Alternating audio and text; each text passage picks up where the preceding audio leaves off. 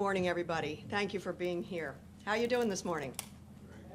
Good, good. My name is Madeline Dean. I'm Congresswoman for Pennsylvania's 4th Congressional District, which is most of Montgomery County and Berks counties. It's a delight to be here with all of you today, this day before a very important debate of our presidential candidates. I look forward to that debate where we know that Kamala Harris will prevail. She's a skilled storyteller, she's a skilled prosecutor, and there is a case to be prosecuted here for the future of America.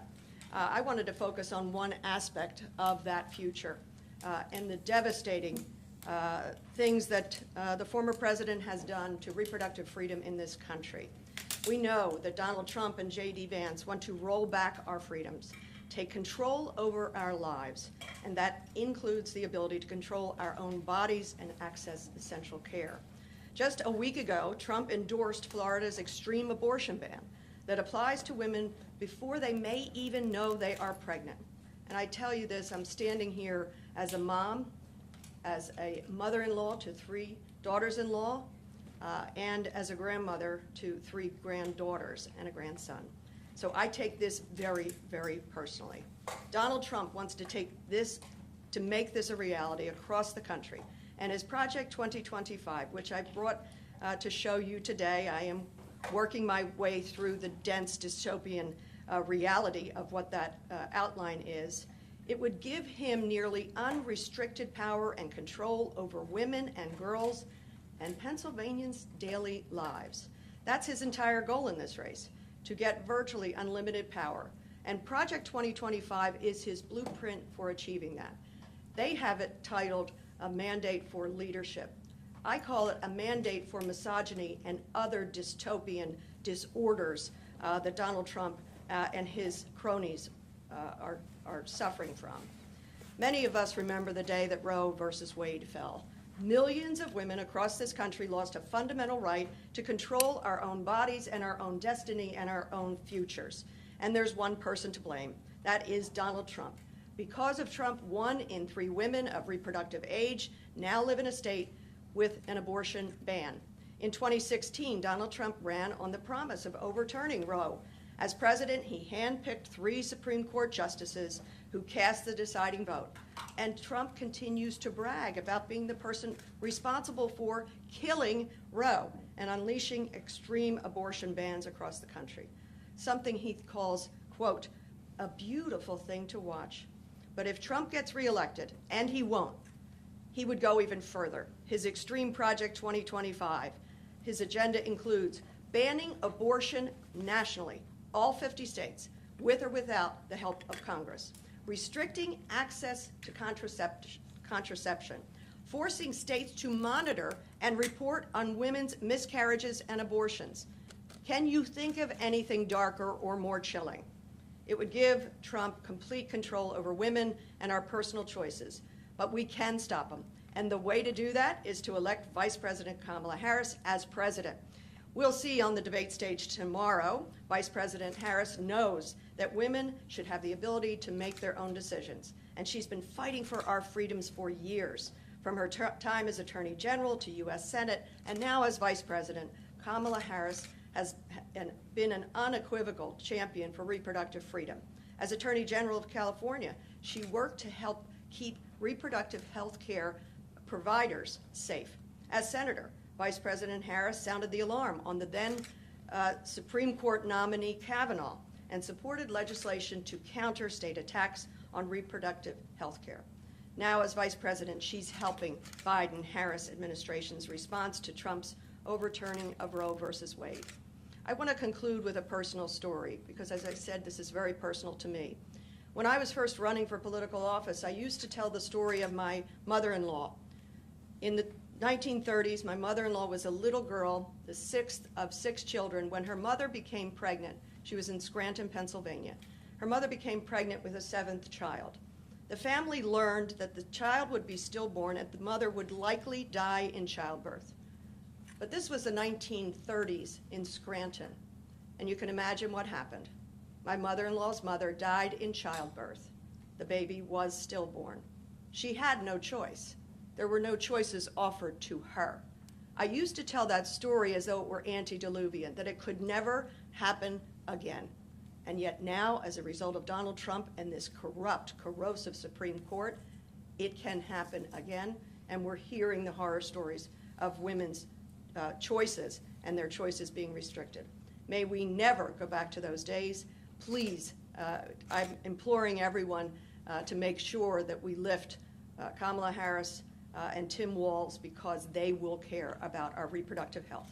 And now, it is my pleasure to introduce my friend, Senator Sharif Street, the chair of the Democratic Party for Pennsylvania.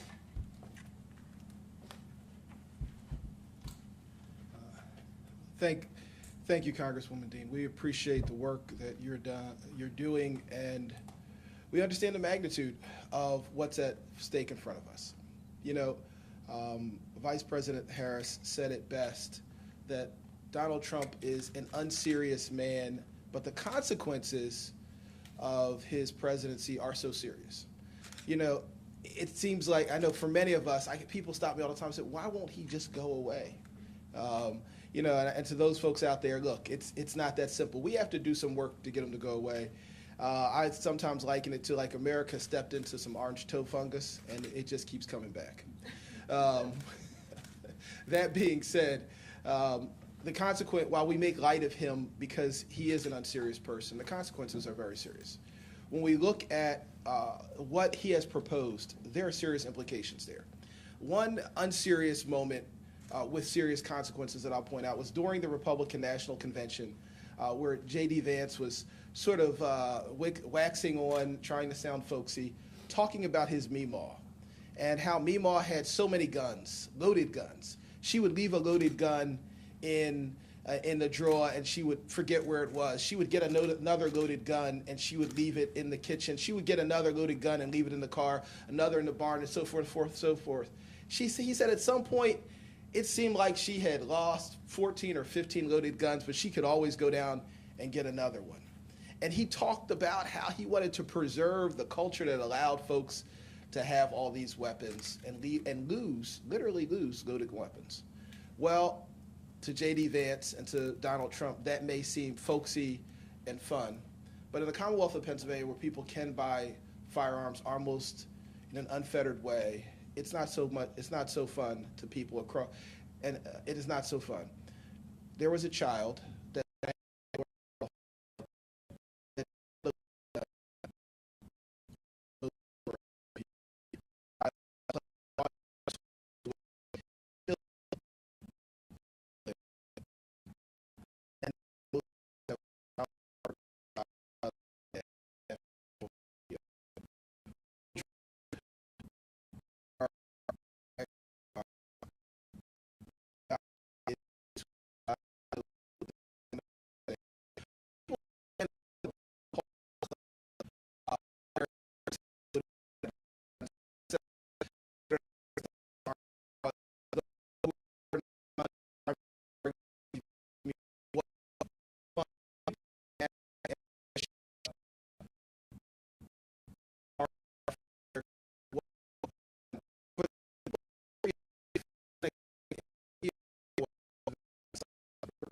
where the largest act of Jewish hate ever happened, where folks used an AR-15 and they shot up and killed so many people, it wasn't fun.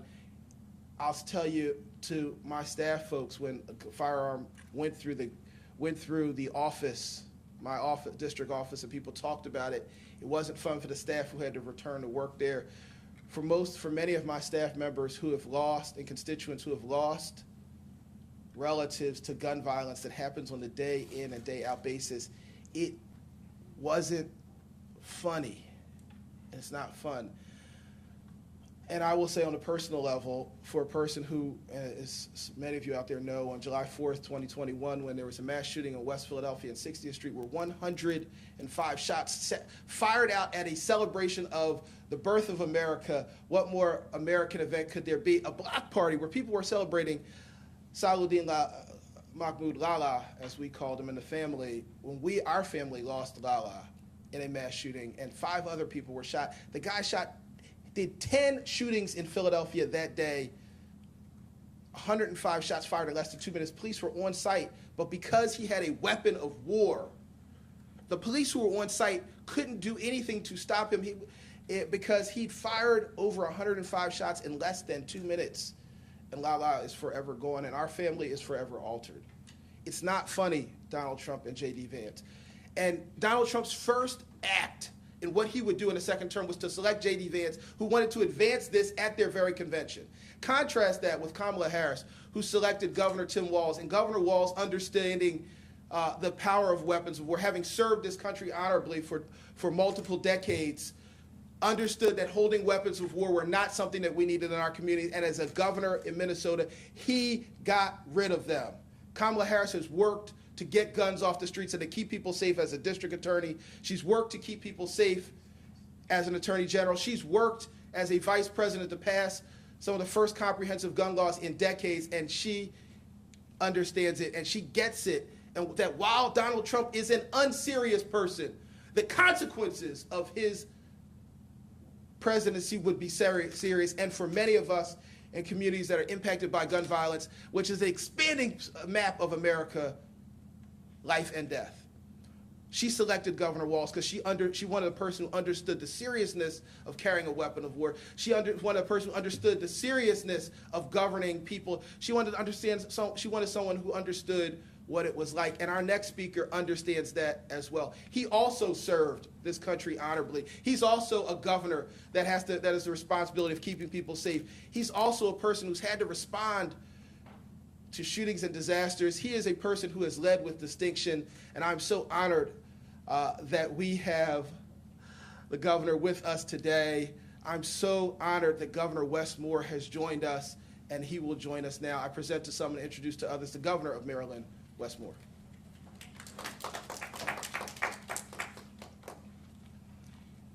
Good afternoon. I first want to give a deep sense of gratitude and thanks to my friend Senator Street and Mr. Chair. I just want to say thank you for your leadership. Thank you for your leadership that far transcends the Commonwealth. And also being such a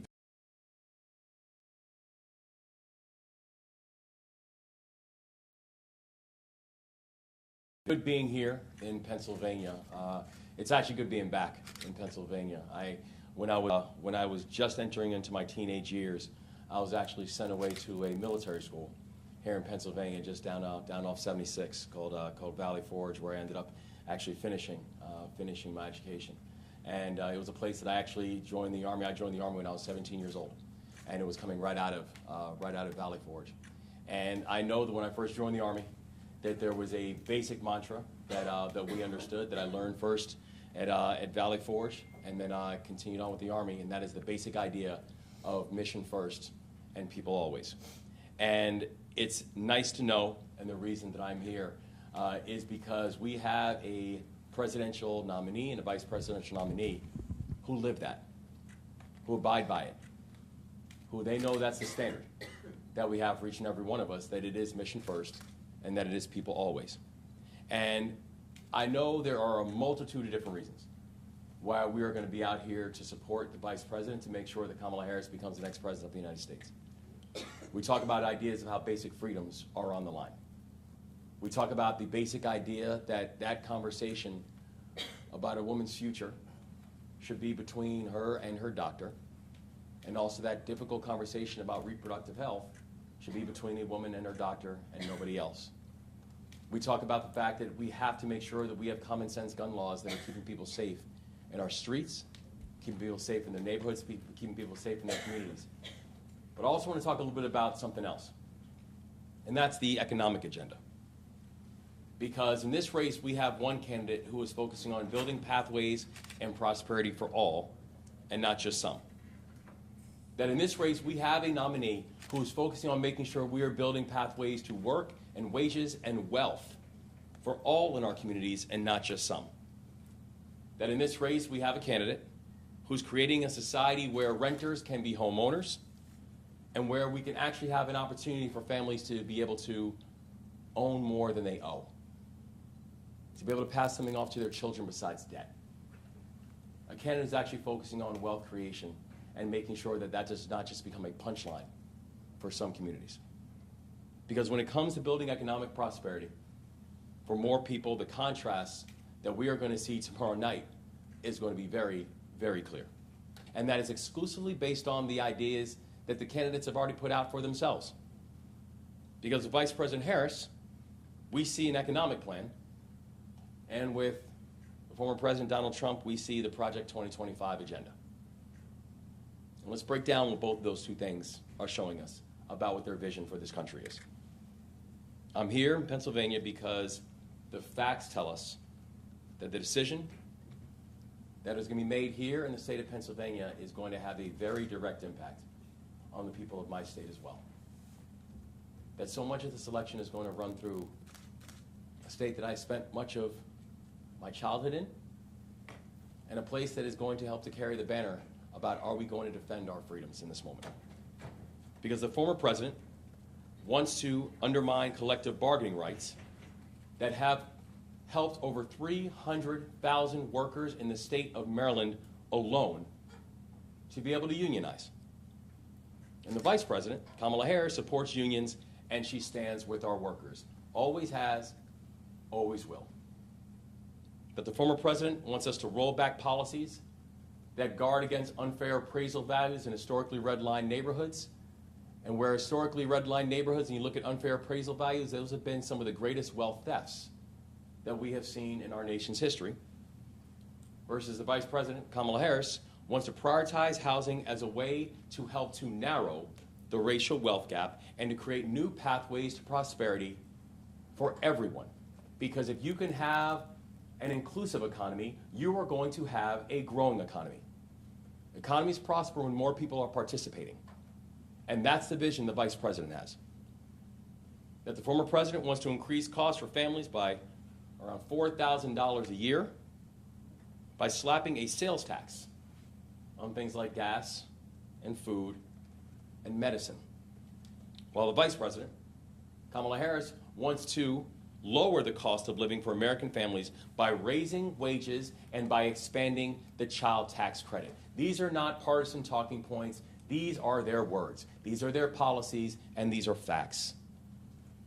That the former president has been clear when you look at Project 2025, that he will give tax breaks to billionaires in the hope that it trickles down. But the vice president, Kamala Harris, wants to use a tax policy to support our small business owners, to support our entrepreneurs, to support our MBEs and our WBEs, our women-owned businesses, so people can turn ideas into jobs and turn jobs into legacy-building prosperity. The former president wants to gut the Department of Education and funding for K-12 education.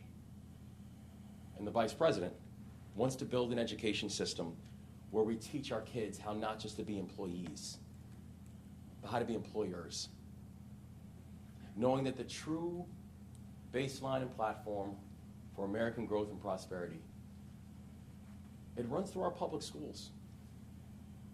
And our ability to have the kind of country where everyone has that chance to be able to grow and thrive, it means we must have the gold standard of public school systems in this country.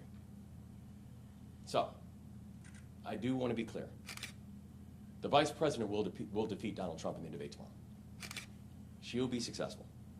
And I don't think there is or should be any doubt about that. But more importantly, it's not just about her winning a debate. And frankly, it's not the fact that she's going to win a debate or election because the opponent is weak. It's because her policies are strong. It's because she has a vision and she has a set of values that's asking this country to be better. That's demanding and saying that everybody who is going to be involved is going to have their fingerprints on the future of this country. And it means making America great again. It means showing that America should be big enough for all of us to play our part. And the reason that I'm so confident that she is going to do that is because I've seen her in action. You know, I know that when I was in the military, we learned a basic idea that I never learned anything about anybody in times of ease. if you ever want to learn anything about anybody, watch them when times were tough. Watch them when it was hard. Watch them when the heat got turned up. And that'll tell you everything you need to know about them. And I got a chance to see that. I got a chance to see that on the early mornings of March 26th when a ship that was the size of 3 football fields slammed into one of the most iconic bridges in our state. A bridge that is nearly 2 miles long that was now collapsed at the bottom of the Patapsco River. I got a chance to see it when, in the early hours of that morning, we realized that 13% of my economy was now shut down. That thousands of workers now no longer had a job. And there were 6 individuals who were fixing potholes that night who are now missing. And one of the first calls that I got started with 3 words. Gov, it's Kamala. I know you spoke with the president, and we're with you every step of the way. And she has been. I cannot imagine having to lead or navigate that crisis with better partners than I had with President Biden and Vice President Harris. She's a fighter. She understands what it means to work together. She understands what it means to be mission first and people always. She understands what it means to leave no one behind. In this moment, we have the leader that we need, and her name is Kamala Harris. And so I'm excited for the debate that'll take place tomorrow night, is that we count our days backwards in the military, and we've got 56 days and a wake-up left. 56 days and a wake-up until Election Day. And we're not going to waste one of them, because the stakes of this election could not be higher. So I'm grateful to be here today, but importantly, I'm grateful for the future that we're going to work on together to be able to preserve for the future of our country. And so with that, I know we'd be honored to take any questions from the media as well. Governor, Pennsylvania polling shows a dead heat for the White House between Trump and Harris. What does Harris have to do on the debate stage tomorrow night to lessen the margin? Well, I think we're seeing that in many places around the country. And I think what the Vice President is going to do tomorrow night is what the Vice President has continued to do over these past weeks, which is continue to take the case to the American people, which is going out to every single part of not just the Commonwealth of Pennsylvania, but every part of this country, and showing that if we can have an inclusive economy, one that actually focuses on supporting our small businesses and supporting our entrepreneurs, if we can have an economy that know that we have to invest in things like child care and the child tax credit, because you cannot have an economy that disincentivizes work and disincentivizes people to get back into the workforce. If we could have a country that actually is respected on a global stage, that I think that's the hope and the vision that the people of not just the Commonwealth of Pennsylvania, but the people of this country are going to believe in. So I think the thing that we are going to see for the next 56 days in a wake-up from the Vice President, from Governor Walz, and from this entire army of folks who are going to be right there with them is continue to give the forward-facing vision for what this country can be, and continue giving a forward-facing vision for what's going to be required and who's going to be required in order for us to accomplish that. And the answer for that, frankly, is everybody. Governor, what does Vice President Harris need to say on the debate stage tomorrow to win over those key undecided voters?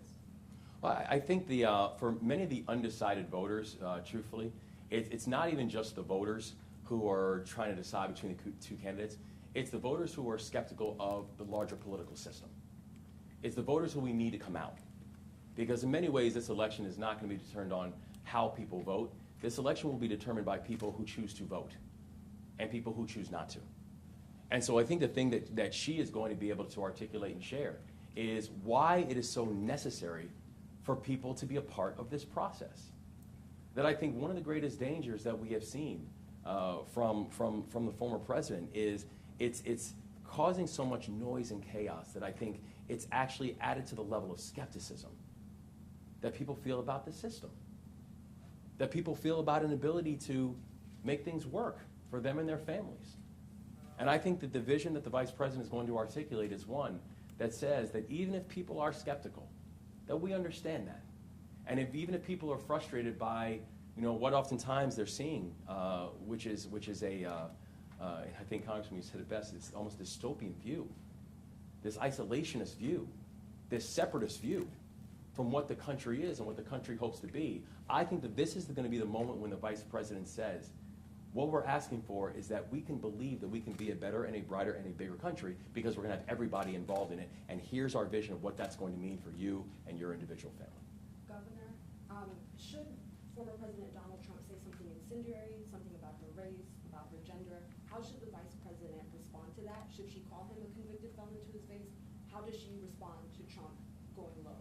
I don't think anyone should be surprised when the former president says something that's incendiary or something that is off-putting or misogynistic or racist. I mean, I think this has been a pretty consistent thread. So I don't think this is not going to be a shock to anybody tomorrow. I think that the vice president is not going to spend her time fact-checking Donald Trump. I don't think that's a useful exercise. I think what she is going to do is spend her time presenting her vision for what the future of this country is. Because the hope is that in all this, for everyone who's going to be watching this debate tomorrow, my ask, frankly, is just simple. When you're listening to two people articulate their visions, do you see yourself included? Do you see yourself and your family being thought about? Do you see yourself and your family and your neighborhood and your community at the forefront of that vision? So, while the former president will probably spend his time making untruths and adding, trying to add gas to larger fires, I think people will see them and their families included in the vision that the vice president is laying out, and that's why I feel confident that she's going to be able to bring people on board to her vision tomorrow night. Governor, hi, Ellen Novello with CBS News. So Republicans have criticized Vice President Harris for avoiding the press. Do you think she's making enough of an effort to talk to reporters? Do you think she should be doing more? I think that the vice president's campaign is going on, 40 days? And if you look at the combination of both press engagements that she has had, but also engagements with real people, I think it's been pretty remarkable what you see what her campaign has been able to build in just a matter of weeks.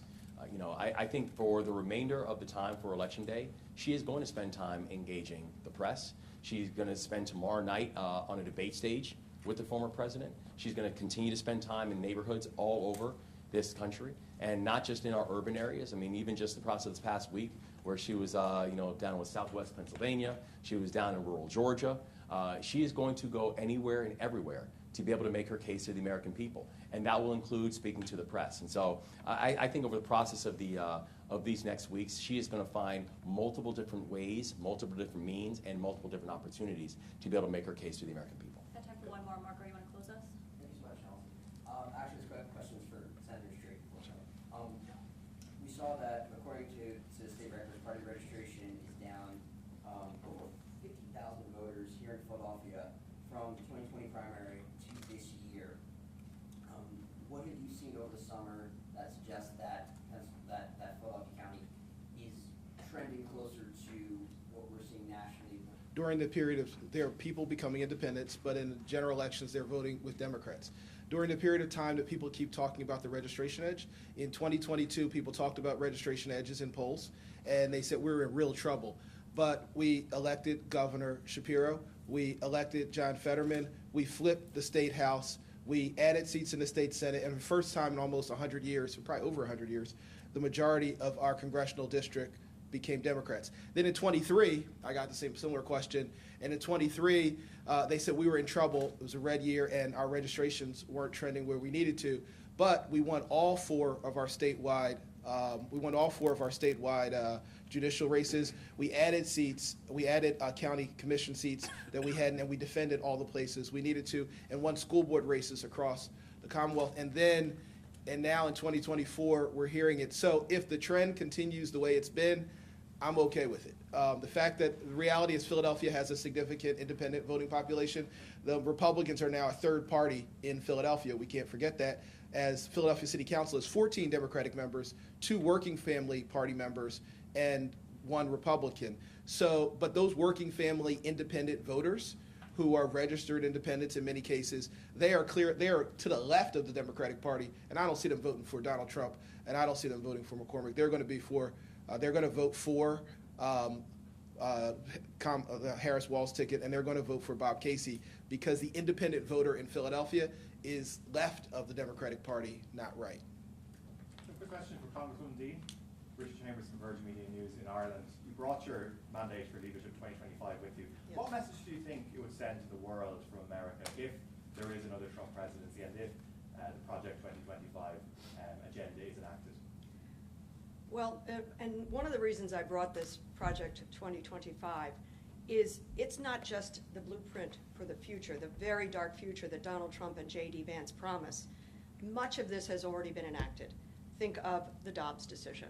Think of the control of the Supreme Court and what impact that has already had on us. Think of what they want to do in terms of banning books, not banning assault weapons. The message to the world, I think, would be very dark. And I serve on Foreign Affairs Committee as well as Judiciary Committee, and I talk to our counterparts around the globe. They're very worried for a second Trump presidency. So I'm confident, and I think we are all confident, that Kamala Harris will be elected. Donald Trump will be defeated. But what worries me is his minions. And those, some of them are my very colleagues in Congress, how they are sowing the seeds of bigotry, of othering, of making sure they tear down faith in our institutions. Just as you see Mr. Trump now, he knows he's losing this election.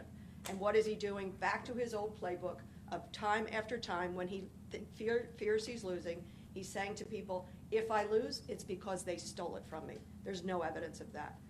So this would send a shudder through the world. World leaders are watching. And that's why I'm so doggone proud of Kamala Harris, because they have shown themselves to be the indispensable nation in the very crucial, critical things that are going on around the world. This will not come to play, but I bring it to warn people. Imagine they want to monitor menstrual cycles, abortions. They identify women as postmenopausal or menopausal. It's a very dark, dark place that these people would take us. I also want to just comment on the fact that where we are, and I thank you, Governor, for being here. This is the birthplace of democracy.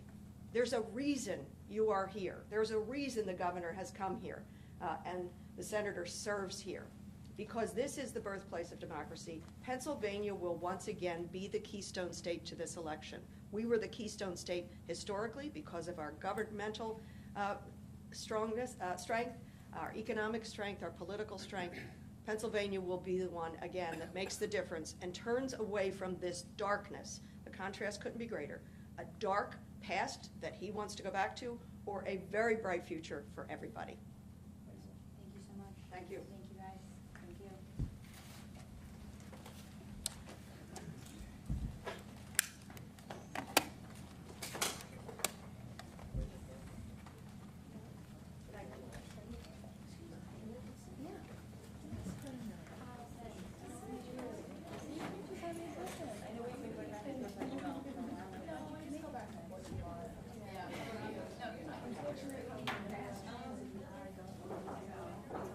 Thank you.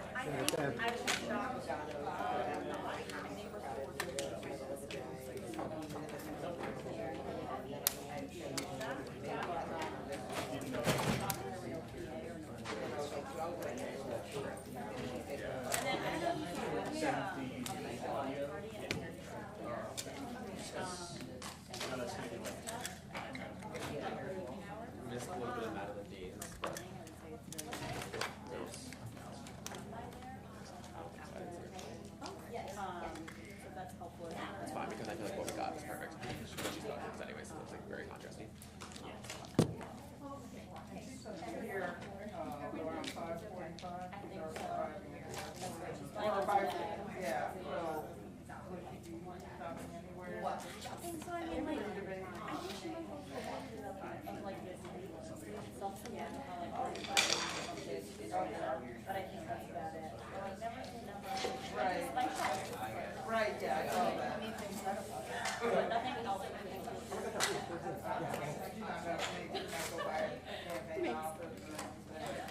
You don't know. I'm not tracking, that I would feel more confident